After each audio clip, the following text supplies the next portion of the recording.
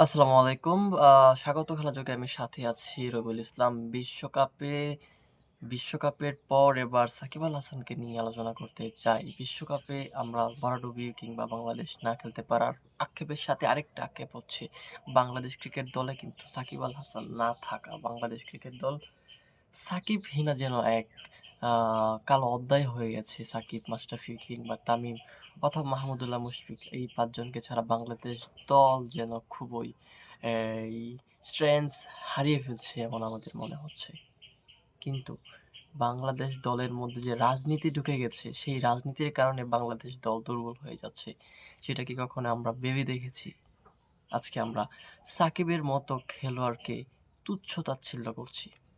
Board থেকে বারবার মিথ্যা আশ্বাস দিচ্ছিল।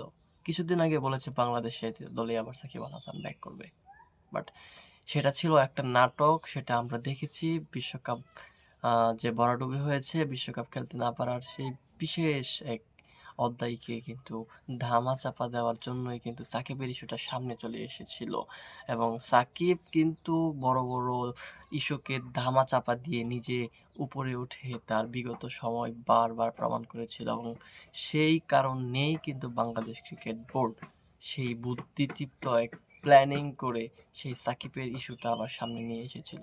আজকে সাকিব যদি বাংলাদেশ ক্রিকেট দলে যদি বাংলাদেশে না আসতে পারে তাকে ওর তো বাংলাদেশে আসা নিষেধ। কিন্তু ওর তো খেলা নিষেধ ছিল না। আপনি ভিন্ন দেশে খেলবেন সেখানে আপনি কেন সাকিবকে রাখতে পারবেন না?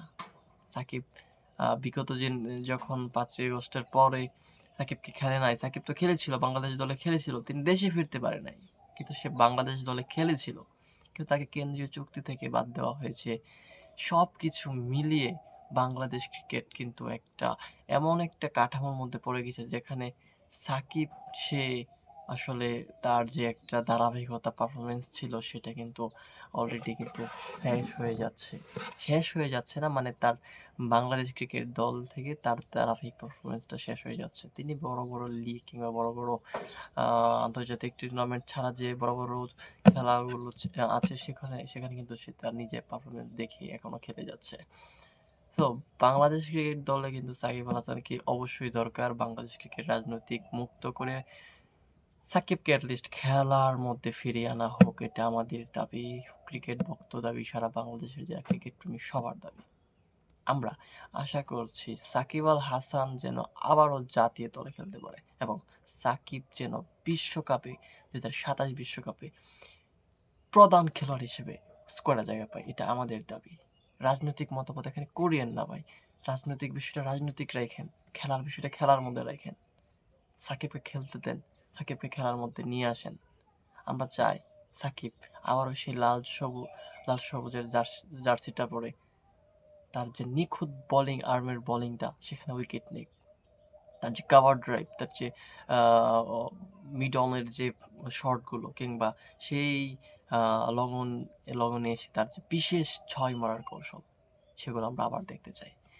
তার মাধ্যমে যে বড়, বড় ম্যাচ বাংলাদেশ জিতেছে, সেই সাকিবকে আমরা আবারও দেখতে চাই। ভালো থাকবেন। আসসালামু আলাইকুম।